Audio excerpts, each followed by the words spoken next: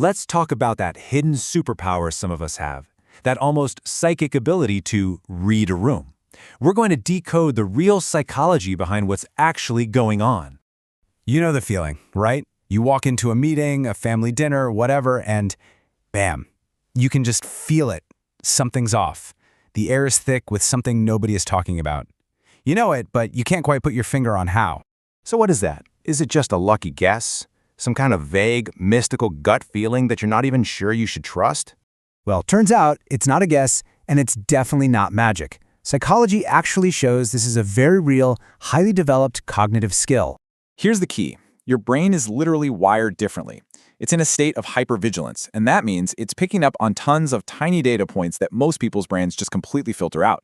So let's break down how this superpower really works.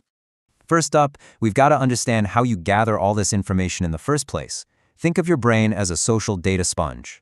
It all starts with a trait called high interpersonal sensitivity. This basically means that while everybody else is just listening to the words being spoken, your brain is working overtime, decoding the micro-behaviors to get the real story, the one happening just beneath the surface. And this is exactly the kind of stuff you're picking up on. It's the little things, right? That tiny hesitation before someone answers a question, the slight change in their tone of voice, and maybe the most powerful one of all, the words someone is very carefully not saying. This is how you can sniff out dishonesty or a hidden agenda way before anyone else has a clue. And it builds from there, because it's not just about what you notice in the moment. You also have a high sensitivity to social cues. Your brain is that sponge, just soaking up every facial expression, every shift in posture, and storing all those little details away for later. You know, what's really fascinating is how this process works. It's not random at all. Your brain just absorbs all this social data. It automatically stores the important little details, and then you might find yourself replaying a conversation later on. That's not you being anxious or overthinking. That's your mind doing high-level analysis to decode what was really being said. All right, so you soaked up all this data. Now what do you do with it?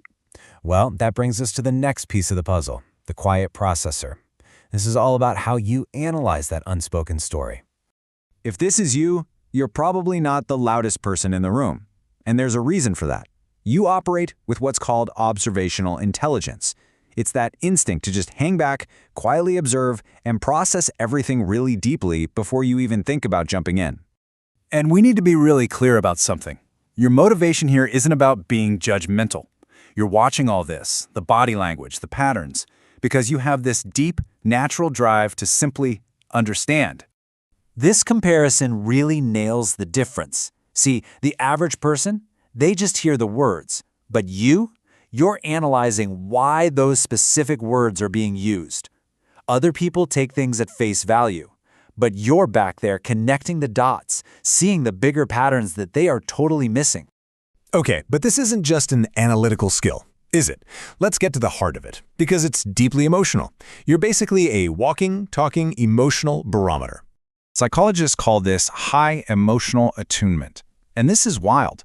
It's the ability to physically feel what other people are feeling.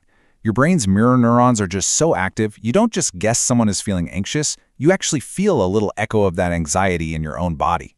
But where in the world does a skill this intense even come from? Well, sometimes it's not something you're just born with. Sometimes it's born from survival.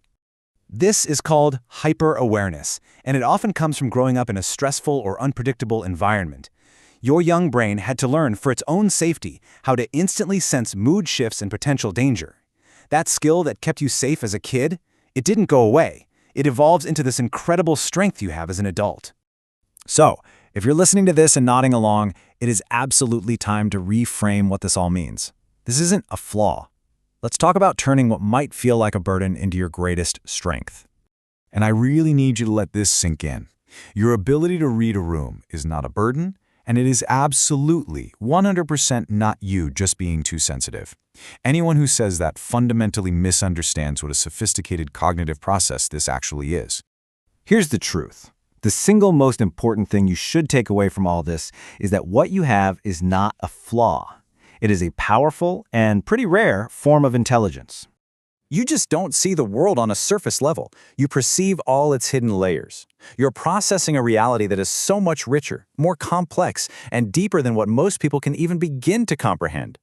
And so, that brings us right here to the final question. You don't have a weird quirk. You have a legitimate power. You understand the wiring now. So the only question left is, what are you going to do with it?